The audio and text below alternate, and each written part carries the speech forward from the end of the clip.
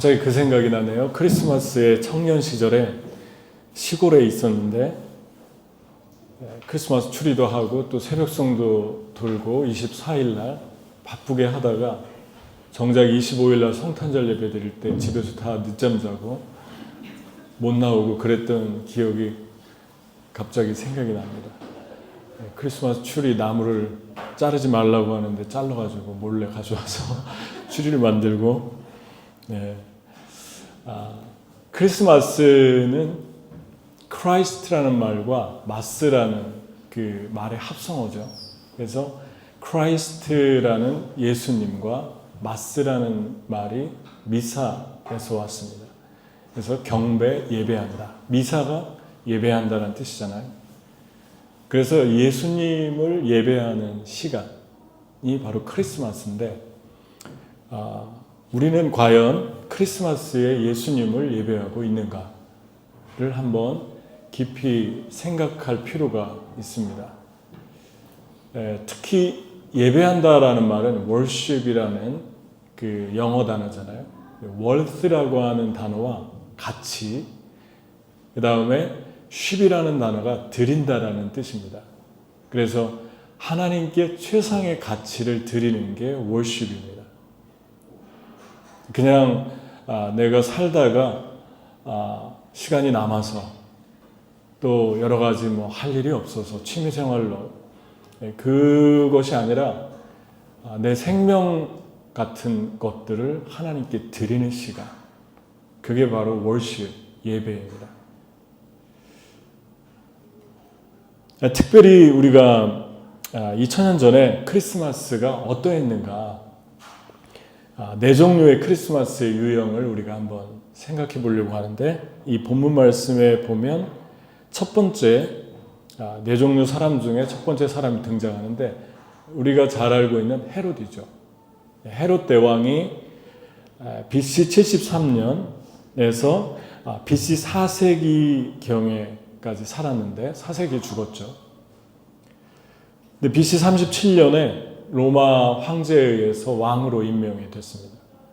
근데 유대인의 왕은 유대인이 되는 것이 그게 정상인데, 이 사람은 순수 유대 혈통이 아니었고 에돔 족속입니다. 그러니까 에서의 후손이었고, 지금으로 쉽게 말하면 아랍 족속인 거죠. 그러니까 이 사람이 왕이 돼서 왕이 된 이후에 많은 치적들이, 족적들이 있어요. 특히 건축에 뛰어나서 성전 건축을, 솔로몬 성전을 재건했는데 그 성전이 너무너무 아름답다고 하잖아요. 헤롯 때 성전이. 그래서 이 사람이 죽고 난 주후 68년경에 완성이 됐는데, 이 사람은 BC 20년에 이 성전을 시작했습니다. 이렇게 건축, 아니면은 원형 경기장, 이런 것들, 극장, 이런 것들을 잘 만들었던 그런 사람입니다. 그리고 또 가이사라라고 하는 항구 도시를 만들어서 황제에게 충성하는 의미로 황제의 이름을 붙여서 가이사라라고 하는 황제에게 드리는 선물처럼 만들어서 드리기도 하고, 이런 부분에서 아주 뛰어난 사람이었어요. 그리고 유대인들의 환심을 사서 정치적인 수완도 뛰어났습니다. 유대인들에게도 잘 보이고, 당시에 식민 통치를 했던 로마 황제에게도 인정을 받고, 하지만 또 반면에 이분은 아주 권력에 대한 야망이 컸던 사람입니다. 그래서 하스몬 왕조, 그러면 유대인의 아주 정통 유대인 가문 왕조인데, 그 하스몬 왕조의 딸 미리암과 이제 마리암네와 정약 결혼을 하게 됩니다. 근데 나중에 자기 왕권의 도전이 되니까 이 여자도 죽이고, 장모님도 죽이고, 또 두 아들도 죽이고, 그리고 또 남동생, 이 부인의 남동생도 죽이는 그런 잔인함을 역사에 기록을 하고 있죠. 이 사람이 동방박사들이 별을 보고 예루살렘에 왔고 그 소문이 퍼졌어요. 유대인의 왕으로 나시니가 어디 있느냐. 예수님을 찾아온 소문이 퍼졌습니다. 그러니까 이 사람이 그 말을 듣고 이제 조용히 종교 지도자들을 불러서 예수가 어디서 태어난다고 기록되느냐, 구약 성경에. 그러면서 아주 민감해졌어요. 마음이 불편해졌어요. 그래서 아주 교묘한 모습도 있죠. 잔인한데. 그런 다음에 동방박사를 불러서 만약에 찾으면 나로 알게 해라. 내가 가서 예배하겠다. 경배하겠다. 이런 아주 교활함도 있습니다. 근데 나중에 다 2살 아래 된 애들을 죽일 정도로 못 찾으니까 그런 폭력성을 보이게 되죠. 그러니까 이 사람은 한쪽으로는 뛰어난 권력가면서 세상 어떤 부럽지 않은 권력과 수완을 가졌는데 또 반면으로는 아주 불안했고 그 권력욕에 사로잡히니까 내면이 아주 건강하지 않았던 그런 삶을 살게 됩니다. 그러면서 예수님의 탄생이 헤로데에게 있어서는 아주 끔찍한 크리스마스가 되죠. 2살 아래 된 아이들을 죽이고 또 불안하고 헤롯 왕궁의 가장 아름다운 곳에 있으면서도 가장 불안하고 가장 불쌍하고 모든 것들을 다 가진 것 같은데 다 갖지 못한 그런 삶을 살아가고 있는 전형을 우리가 보게 됩니다. 특별히 이 사람의 가지고 있는 그 폭력성은 대단하죠. 잔인성은 대단하죠. 어떻게 아이들을 2살 아래 아이들까지 다 죽일 수 있을까? 그리고 어떻게 자기의 왕권에 도전이 된다고 하면 이렇게 잔인하게 대할 수 있을까를 보게 됩니다. 강해 보이지만 폭력의 뿌리는 뭐죠? 두려움입니다. 두려우면 외적으로 폭력으로 나타납니다. 그러니까 내면이 강하고 견고하면 안정감이 있죠. 그리고 사람을 대할 때도 온유해집니다. 정말 강한 거죠. 그러니까 여러분 이런 가장 아름다운 계절에 가장 비참한 크리스마스를 맞이한 헤로데의 모습을 보면서 왜 이 사람은 예수님은 BC 4년에 오셨는데 BC 4년에 죽었을까? 근데 AD 1세기에 실제 현존했던 역사가 요세푸스, 유명한 사람이잖아요. 요세푸스가 이 사람을 묘사하기를 아주 큰 병에 걸려서 고생하다가 죽었다 그럽니다. 그것은 과연 우연일까요? 예수님이 오시던 그 계절에 헤롯은 비참하게 죽었습니다. 그 모든 왕권을 뒤로하고 죽었죠. 그래서 과연 우연일까? 예수님 뭐라고 하시냐면 누구든지 살고자 하면 죽고 죽고자 하면 살 것이다. 근데 거기에 가장 중요한 말씀이 죽는 말씀보다 더 중요한 말씀이 나를 위하여. 누구든지 나를 위하여 죽고자 하면 살고 살고자 하면 죽을 것이다. 이 말씀은 육체적인 죽음을 말씀하신 게 아닙니다. 그 다음 말씀이 누구든지 나를 따르려거든 자기 십자가를 지고 나를 따르라 그랬으니까 살아있는 사람들에게 주시는 죽음입니다. 근데 이 헤롯은 반대였죠. 살고자 하니까 예수님 오신 계절에 죽습니다. 여러분, 살고자 하는 게 무엇입니까? 탐욕이죠. 그리고 야망이죠. 우리가 가진 건강한 야망, 꿈, 소망은 우리를 참 부유케 하는데 그것이 탐욕이 되면 헤롯과 같은 크리스마스, 헤롯과 같은 인생의 비참한 계절을 맞이하게 됩니다. 그럼 살아있음의 정의가 뭘까요? 살았다, 살 것이다.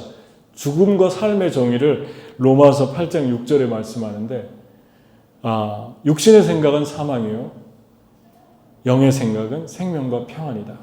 성경이 말하고 있는 살아있다라고 하는 정의는 생명을 주고 내면에 평안이 있는 것이죠. 그런데 죽음은 두려움과 불안과 공포와 이러한 것들로 가득 채워지는 거죠. 여러분, 예수님이 독재자와 다른 게 무엇입니까? 왠지 독재자처럼 들리잖아요. 나를 위하여 목숨을 버리는 자는. 왠지 독재자 같고 폭군 같잖아요. 근데 독재자와 아주 다른, 하늘과 땅처럼 다른 그 예수님의 성품이 무엇입니까? 나를 위해 죽으라고 하는 것은 타인을 위해 죽는 것을 말씀했습니다. 십자가를 지고 날마다 제 십자가를 지고 날마다 죽으라는 것이죠. 나를 따를 것입니다.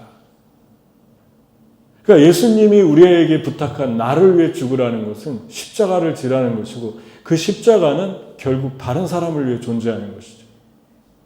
다른 사람을 위해 희생하고, 다른 사람을 위해서 낮아지고, 다른 사람을 불쌍히 여기고, 다른 사람을 위해 내려놓고, 다른 사람을 위해 이기심을 십자가에 못 박고. 그러니까 하나님은 사랑이시죠. 사소한 것에 목숨 걸 때가 많잖아요, 우리가 가끔. 사소한 것에 목숨을 걸지 말라는 거죠. 그냥 져주고, 그리고 그냥 내려놓고, 웬만한 것을. 근데 정말 가치 있는 것을 위해서 죽으라는 것입니다. 이게 바로 헤롯의 크리스마스였습니다.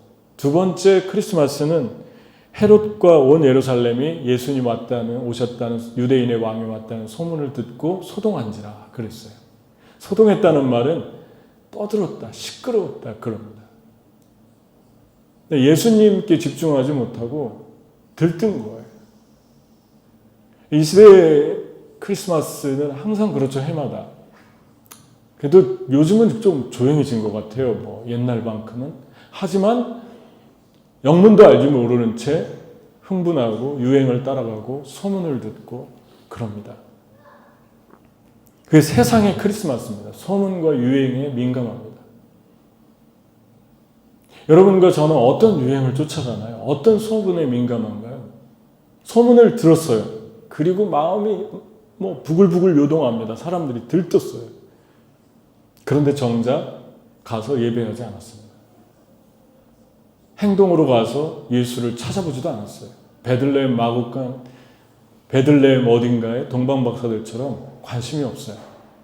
그냥 들뜨기만 해요. 여러분은 어떤 소문을 좋아하고 어떤 유행을 쫓아가십니까? 여러분이 좋아하는 소문이 여러분입니다. 자기 관심사를 많이 봐요. 때로는 원하지 않지만 봐야 될, 들어야 될 소문이 있죠. 하지만 내가 추구하고 내가 보는 것들이, 내가 듣는 것들이 부정적인 거고, 까십거리고, 그리고 누군가가 안 되는 것들에 관심이 많다면 그게 납니다. 그런데 우리가 무엇인가 소망적이고, 기쁨의 소식을 기뻐하고, 같이 기뻐해주고, 그렇다면 그게 또 납니다. 저는 불필요한 부정적인 것들을 별로 안 좋아해요. 그래서 잘 안 봅니다. 눈과 귀가 더러워지는 것 같아요. 여러분, 하나님께 우리가 나아갈 때 이 세상의 소문과 이 세상의 가십과 유행을 쫓아가는가, 아니면은 진리를 쫓아가는가. 진리가 너희를 자유케 하리라. 소문과 유행이 우리에게 자유를 주지 못합니다. 진리가 너희를 자유케 하리라. 미국의 어떤 뉴스를 봤더니 제목이, 뉴스 방송사 이름이 파지리브 뉴스예요. 파지리브. 그래서 읽어봤더니 전부 파지리브한 뉴스만 나와 있어요. 그런 뉴스 본 적 있습니까? 근데 마음이 아름다워지는 것 같아요. 물론 저는 필요한 뉴스들을 들어야 된다고 생각하지만 정말 굿뉴스, 정말 생명을 주는 뉴스, 소식에 더 많은 관심을 가졌으면 좋겠어요. 어제 18년 만에 예수님께 나온 17년? 몇십 년 만에 예수님께 나온 분도 계시고, 정말 그냥 지나가듯이 얘기했는데 교회 안 나오다가 나오신 분도 계시고, 그리고 기도를 해드렸는데 그런 분들이 어제 3-4분 되셨어요. 근데 하나님이 얼마나 기뻐하시나요? 그런 생각을 아침 묵상에 깊게 하게 됐습니다. 세 번째 크리스마스가 있는데 종교 지도자들의 크리스마스입니다. 헤롯이 불러가지고 바리새인과 사두개인들한테 예수가 어디서 날 거니 물어보니까 미가서 5장 2절을 펴서 보여줍니다. 유대 땅 베들레헴, 너는 지극히 작은 자라도 거기에서 상고의 태초의 근본의 다스릴 자가 나올 것이다. 베들레헴입니다. 라고 얘기했죠. 그런데 이 종교 지도자들은 이렇게 잘 알고 있었는데 700년 전에 예수님 어디 탄생할 지역을 알고 있었는데 어제도 얘기했잖아요. 알고 있었는데 예배하지 않았어요. 찾지 않았어요. 이 사람들의 믿음은 아는 것과 지식에 그쳤습니다. 다른 사람을 가르칠 수는 있는데 영향을 주지 못하죠. 그리고 생명을 주지 못합니다. 생명도 없고 영향력도 없습니다. 이게 지식의 한계입니다. 그냥 아는 것으로 그치고 행동하지 않으면 아무런 생명이 전달되고 흘러가지 않는다는 것이죠. 이게 종교 지도자들의 크리스마스. 마지막 네 번째 유형의 크리스마스가 나오는데 동방박사들의 크리스마스입니다. 헤로드 왕 때 예수께서 유대 베들레헴에 나심에 동방으로부터 박사들이 예루살렘에 이르매요. 여기 동방박사가 뭘까요? 원문에 보면은 이 동방박사라는 말이 마이기라는 말입니다.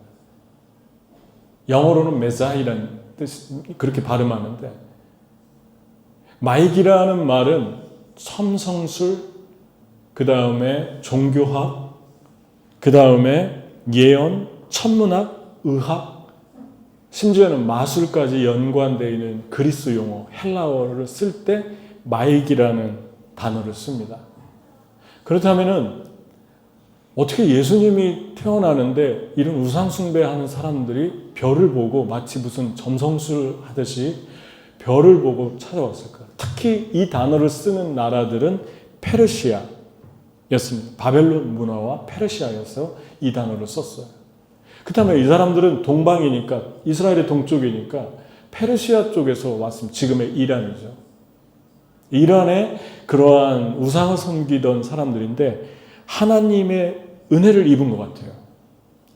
구체적으로 안 나와 있지만 그래서 하나님의 어떤 계시를 받고 별을 쫓아서 오게 됩니다. 그런데 이 사람들이 와가지고 한 행위를 보면은 정확하게 예수님을 분별합니다.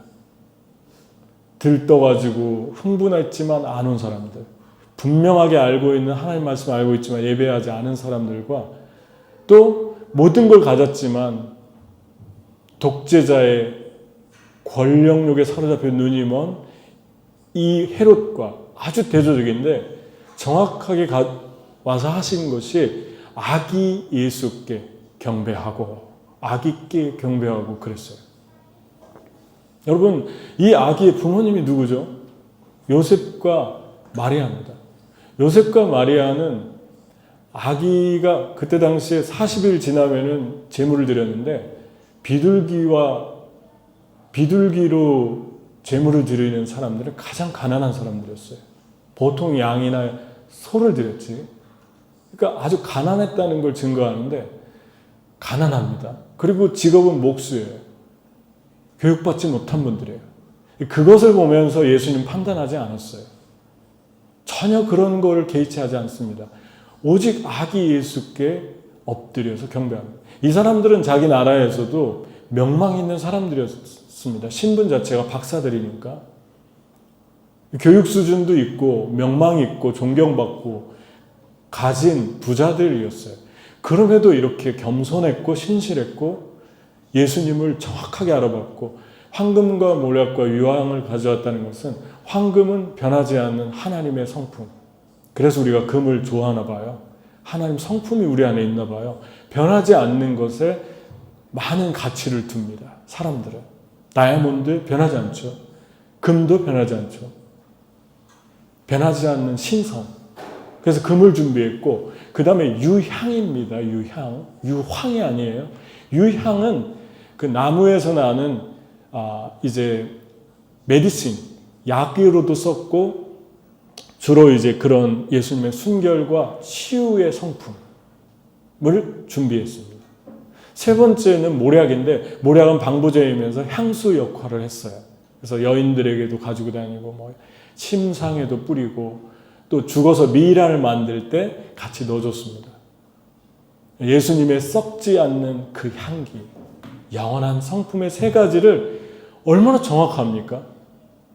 요셉을 예배한 것도 아니고 마리아를 예배한 것도 아니고 아무것도 알아듣지 못하지 이분이 예수 그리스도 하나님의 아들이시다. 그분을 경배하고 그에 걸맞는 것들을 정확하게 준비하고 하나님께 드리고 돌아갑니다. 여러분, 우리 하나님의 은혜가 이 사람들에게 임한 걸 보면서 이사야서 60장이 생각나잖아요. 우리 교회 표요이기도 한데 열방이 내 빛으로 열왕이 내 빛 가운데로 나올 것이다. 그래서 그 말씀대로 열방을 하나님이 이끌어 오시잖아요. 유대 땅으로 하나님이 데리고 오시는 것을 봅니다. 근데 특히 아기에게 경배했다라고 하는 이 말이 놀랍잖아요. 그러니까 여러분, 예수님을 집중하면 집중할수록 사람을 존중하죠. 마리아와 요셉을 외모로 판단하지 않고 그 앞에 엎드려 그분들의 아기께 엎드려 경배하면서 주님을 예배하잖아요. 그들을 존중합니다. 그분들이 계셨던 곳은 어딘가 정확하게 그냥 집으로 나와 있는데 이게 마구간인지 아니면 집으로 옮겼는지는 잘 모르겠어요. 보통 우리가 표시할 때는 마구간에 동방 박사들이 경배하는 곳이 나오는데 오늘 본문에는 집이라고 나와 있습니다. 어쨌든 초라하고 없고 춥고 그런 장소예요. 근데 그런 것들을 전혀 개의치 않습니다. 비본질적인 것에 매달리지 않는다는 것이죠. 본질적인 것들을 찾습니다. 근데 그것을 이방의 동방에서 온 아랍 족속의 한 사람들이 그런 놀라운 경배를 합니다. 여러분, 우리가 주님께 나갈 때 우리는 주님의 성품과 사역을 정확하게 이해하고 있는가? 아버지의 마음을 품고 살아가고 있는가? 우리는 사람을 볼 때 어떻게 보는가가 우리가 주님께 얼마나 깊이 예배하는가와 비례합니다. 예수 그리스도 앞에서 깊이 깊어지면 한 사람 한 사람을 질적으로 보게 됩니다. 퀄리티로 보게 됩니다.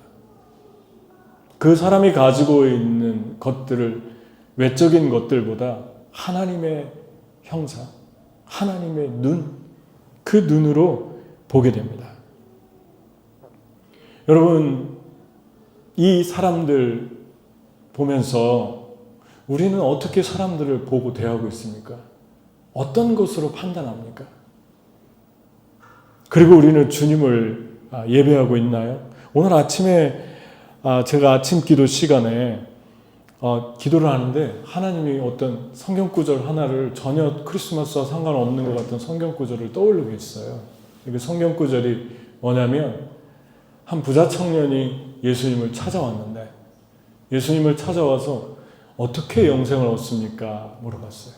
그랬더니 예수님께서 살인하지 말라, 도적질하지 말라, 간음하지 말라, 내 이웃에 거짓 증거하지 말라, 율법을 지켜 행하면 된다. 예수님 보통 다른 사람들한테 그런 얘기 하신 적이 없습니다. 그런데 이상하게 율법 얘기를 했어요. 십계명을. 그러니까 내가 이거 어려서부터 다 지켰습니다. 그러죠. 그러니까 예수님께서 내게 한 가지 부족한 것이 있다. 내 소유를 다 팔아 가난한 자들에게 주고 나를 따르라. 그러니까 이 청년이 근심하며 갑니다. 여러분, 율법의 5계명부터 10계명을 예수님이 먼저 얘기했는데 그 율법은 1계명부터 4계명까지는 하나님 사랑이잖아요. 5계명부터 마지막 10계명까지는 사람 사랑이잖아요. 이웃을 해치지 말라는 것이잖아요. 한마디로 얘기하면 내 마음을 다하고 뜻을 다하고 목숨을 다해 하나님 사랑하고 사람을 사랑해라. 근데 이 사람 다 지켰다고 분명히 했잖아요. 그런데 사람보다 사람 사랑하는 것보다 돈을 더 사랑하잖아요. 그러니까 예수님이 보여준 거예요. 너는 지금 종교적이다. 너는 율법적이다. 너는 성실하게 살지만, 너는 착하게 살지만 너는 지금 어떤 것을 보지 못하고 있다. 근데 제가 말하려고 하는 건, 제가 은혜 받은 건 그게 아니고, 이 사람 구원받지 못한 사람이에요. 영생을 물어봤으니까. 예수님을 구주로 고백한 사람들이 다 구원받았어요. 내 믿음이 너를 구원했다. 예수님 율법 얘기 들먹이지도 않았습니다. 주님을 나를 믿느냐? 믿습니다. 내 믿음이 너를 구원했다. 그렇게 말씀하셨어요. 이 사람에게 그 얘기를 하면서 제 마음을 떠오른 구절은 한 구절입니다. 예수께서 그 청년을 보시고 사랑하시며, 그랬습니다. 사랑하시며. 구원받지 못했는데 사랑하고 있는 거예요. 종교적인데 사랑하고 있는 거예요. 열심히 세상에서 사는데 그 마음에 주님이 없으니까 외롭고 지치고 힘들고 그 모습을 사랑하는 거예요. 그 모습 그대로를 사랑하시는 거예요. 우리는 보통 종교적이거나 나와 다르거나 우상을 숭배하거나 그러면 사랑을 잃어버립니다. 여러분 그거 아시잖아요? 예수님 모르는 사람들, 여기 예배드리러 오지 않은 사람들, 어제 핫팩만 받고 그냥 웃으면서 간 분들, 길거리에서 예수님 사랑하시며 그들을 보신다. 그것을 여러분 믿으십니까? 예수님이 사랑하십니다. 그런데 아침에 기도하는데 어제 온 분들 그 세네 분이 떠오르는 거예요, 얼굴에. 근데 그때 주님이 이 말씀을 주셨어요. 그들을, 그 청년을 보시며 사랑하시며. 근데 그들 얼굴이 떠오르면서 예수님의 눈물이 제 마음속에 깊이 임했습니다. 우리는 무엇을 위해 눈물을 흘리는가? 우리는 어떤 눈물을 흘리며 사는가? 우리는 어떤 것에 흥분하는가? 앤드류 머레이는 잃어버린 사람들의 세 가지 조건을 말하는데, 하나는 무릎을 잃어버린 사람, 기도. 두 번째는 눈물을 잃어버린 사람. 세 번째는 영혼의 소중성을 잃어버린 사람을 말합니다. 그게 주님 안에서 잃어버린 사람들의 특징이라고 그럽니다. 여러분,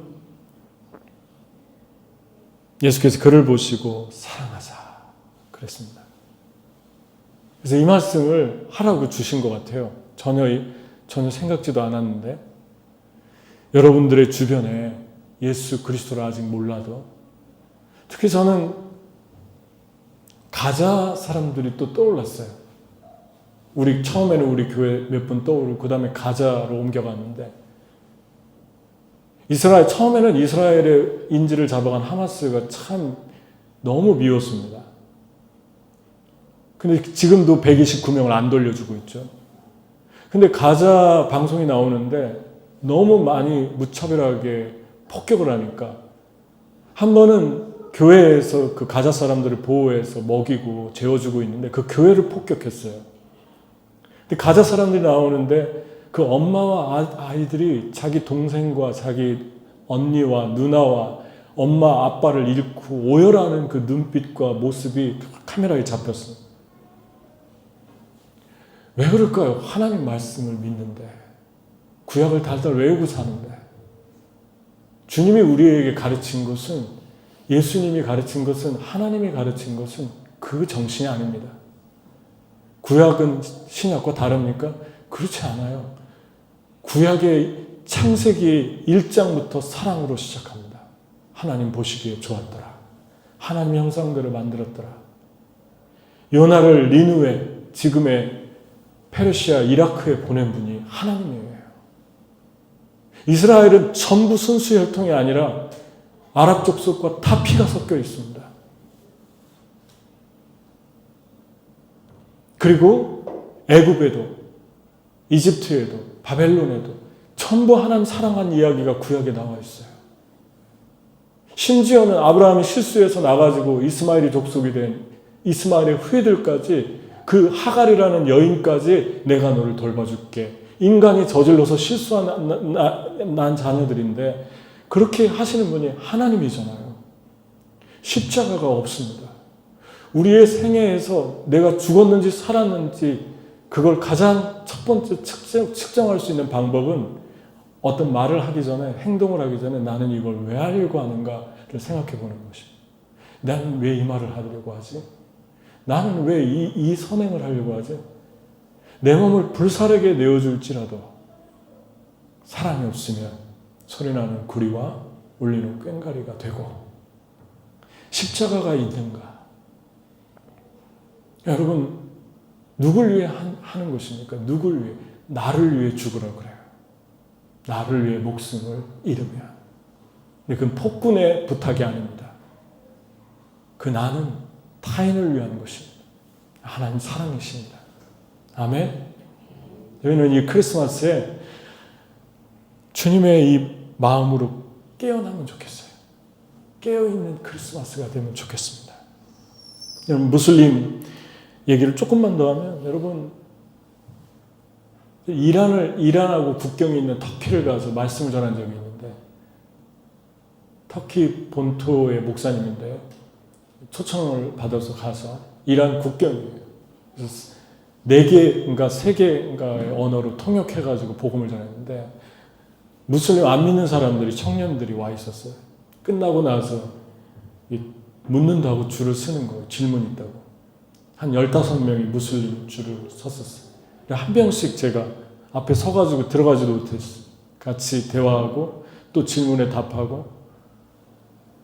그런가 하면은 튀니지를 가는데 99%가 튀니지는 무슬림입니다. 그리고 IS의 5,000명이 튀니지에서 전부 지원된 거예요. 무서운 나라죠. 튀니지를 가는데 비행기 안에서 그 무슬림 아이의 그 소녀의 눈빛을 이렇게 옆을 보는데 너무너무 맑고 아름다운 천사 같은 눈빛이에요.